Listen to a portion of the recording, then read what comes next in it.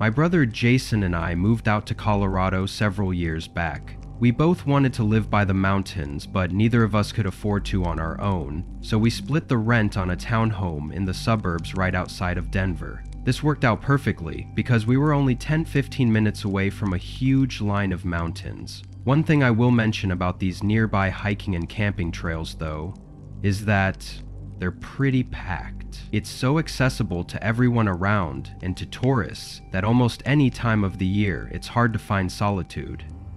Because of this, me and my brother decided to plan a 3-day backpacking trip that would take us away from the crowd of people and hopefully give us some peace and quiet.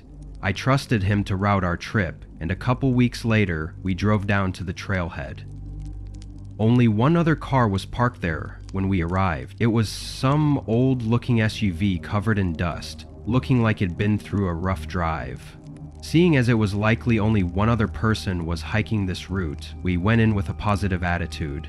The first day of backpacking was an 8-mile hike. Most of the terrain was actually flat until we got to the last couple miles, where we started up a mountain. It was pretty tiring, but Jason promised that the campsite would be worth it, and it turned out he wasn't lying at all. About 3/4 up the mountain, there was a small flat area right on the side of the cliff with a view of the whole valley. It was stunning, especially with the sun starting to set. After taking in the view, we started pitching our tents, then gathered up some sticks and stones to make a fire pit with. Once the fire was going, we sat down and just talked. I don't even have any idea how long we were talking for, at least 2 hours or something, when we both heard something from the trail. We instantly went silent, listening as footsteps started making their way up the trail and toward our campsite. A minute later, a man came out of the dark and into the far light, coming from our fire. He wasn't wearing a headlamp, which every hiker and camper knows is an absolute must when there's even the possibility of being out in the dark. As he walked up, I think both Jason and I knew something was wrong. He had a grin on his face just as he approached the campfire. "Hey, did you need something?" Jason asked, standing up. The man looked at Jason, then at me, keeping his grin as he started to explain himself. He said he was a park ranger and had been following our trail for a while. He said this section had been closed off for the season and we couldn't be here. Something was really off though, because we knew this park was open and we had even gotten permits from the state the day prior to camping out there. We also knew that park rangers would not be out here in the middle of a mountain trail at night, but if he wasn't who he said he was, then what was he doing out here? I could tell Jason's mind was racing too, as we both looked at the man and started asking questions, but he cut us off quickly. "You both need to leave with me right now. Pack up and follow me, I'll lead you guys back to the trailhead." We stood there in silence for a moment, taking in what he just said, and realizing that there was something seriously wrong here. The man still stayed by the fire with that same grin on his face. "No, we're staying here," Jason said. The man looked at him again, then at me, keeping that same eerie grin as he just turned around and walked away.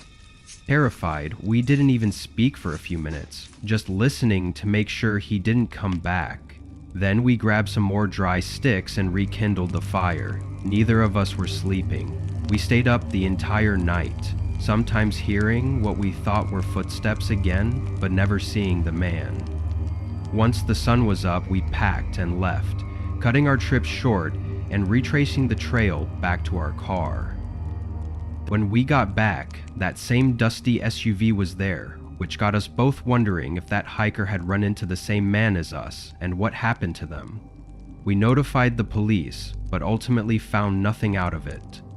There was no doubt the man was lying about being a park ranger, but the fact that he tried to lead us out into the woods in the middle of the night means he was likely trying something horrible. What that was, we don't know, but it seems like the other hiker may have been unfortunate enough to find out. I used to go camping all the time with some of my buddies from college, but once we graduated, we could never find time anymore. Everyone's schedules were different, so I ended up going out on my own. There was a camping ground that we used to go to a lot, so I played it safe and went to that same place.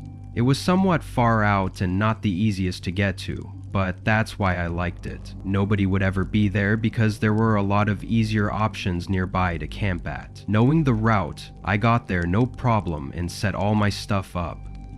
Not long after though, a man showed up.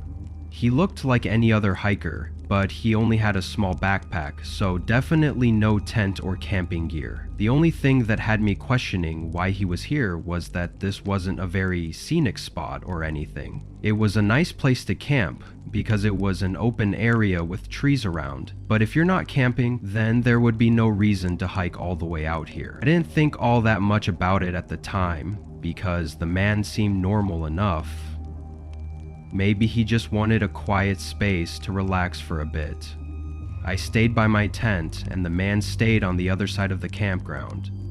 Around 6, I walked away from my tent to cook my food, and it was around this time that I saw the man finally leave. I thought it was a little late to be walking back because it was going to be completely dark in less than an hour, and the hike was probably 3 hours. Other than that, I was just happy to be alone now. I boiled some water with my mini stove and made one of my freeze-dried meals, then went back near my tent and sat down. The sun was just about gone, so I brought out a small lantern and hung it on the side of the tent as I stayed outside and took in the atmosphere. It suddenly hit me that I was alone out there, and that usually this is when we'd all gather around and talk by a campfire. But by myself, I didn't really have anything to do. After a while, I turned off the lantern and went inside my tent, laying down and turning in for the night. Sometime in the middle of the night, I woke up to the sound of footsteps nearby. When I opened my eyes, it was pitch black, and I had no idea how long I'd been asleep for. But the footsteps came closer and closer until they stopped on the other end of the campground. After a few seconds, I felt around for my lantern and turned it on, then unzipped the tent and looked out. Turned 20 or so feet from my tent, there was the shape of a man standing right by where I'd seen the guy from earlier standing, and from what I can make out, it was likely the same person, but they were just standing there, not doing anything. It was far enough into the night that this was immediately disturbing, no matter the context, and having turned my lantern on, he definitely saw me. "Hey, are you okay?" I called out to him. I waited a couple seconds, but he didn't show any signs of acknowledging me. I couldn't even tell which direction he was facing, but he was either facing away from me or directly at me, and I don't even know which way was more disturbing.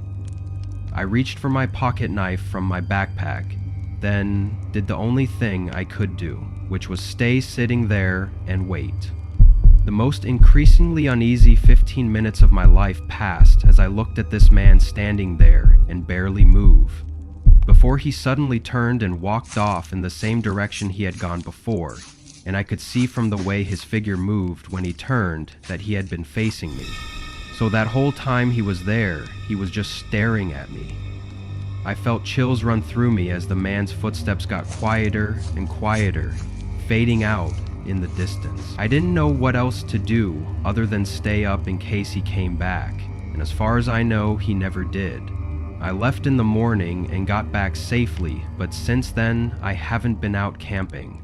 I don't know what that man was doing, but there's no world in which that wasn't extremely disturbing. Maybe I scared him off by waking up and watching him to make sure he didn't do anything, but that just terrifies me to think about if I hadn't woken up that night.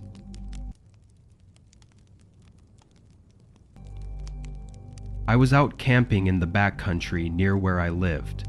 I'm not much of a hiker, so I never take trails more than a mile or two. This one was just over a mile from the campsite to the trailhead where my car was parked. I had been spending the weekend there, camping out by the lake, and was planning on staying for another 2 nights. On the 3rd day, I spent the morning hiking back to my truck and grabbing my fishing rod and some spare food, then hiking back to the camp. I thought I'd try my luck at fishing while I had the time. When I got back to the camp, though, there was another tent set up. It was farther down on the edge of the lake, and I didn't see anyone by it. Initially, I didn't care, but then it came through my mind that I hadn't seen anyone on the only trail leading to this part of the lake. Then again, there could be some other path that I just didn't know about. Whatever the case, I set up my rod and got to fishing. Every 20 parish minutes, I'd glance over at the tent on the side of the lake, but at no point during the 3 hours I was out there did I see anyone.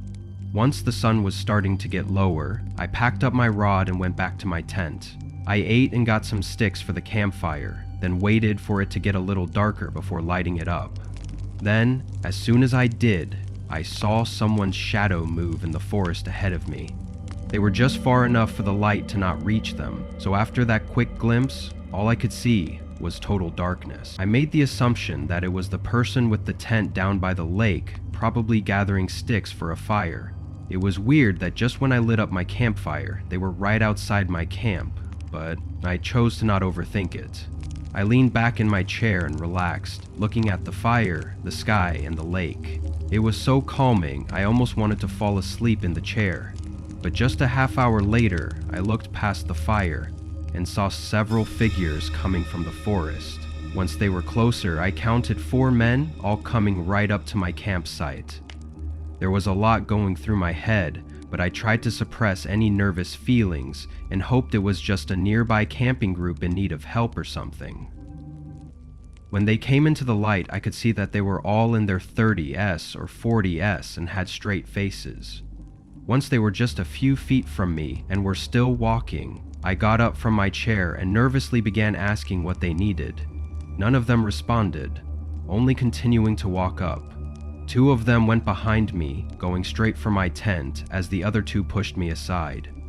There was no doubt what was going on now, but I knew fighting back would only make things worse. I watched the 2 men start searching through my things as the other 2 continued to push me further away. I tried saying anything I could, but the men had an emptiness to their eyes that showed they did not care at all. I was telling myself in my head to just stay calm and let them take what they want, but the 2 men kept pushing and dragging me further and further out, away from the campsite and away from the light. After a minute, I could barely see where we were going and couldn't hear anything but our footsteps in the silent forest. Then we stopped. I turned and faced them, and as we stood in the darkness between the trees, all my fears just hit me at once. One of them reached for something, and I instantly took off running. All I could hear were my footsteps pounding against the leaves, and as I got further out, I still had a general sense of direction, so I tried to get back to the trail. When I did, I went straight for my truck, and from what I could tell, nobody followed me. I reported the case to the police, but in the end, almost all of my stuff was stolen, and no trace was left to help figure out who they were. What they were dragging me out into the forest to do is probably obvious, so I think I was beyond lucky to have made it out with my life.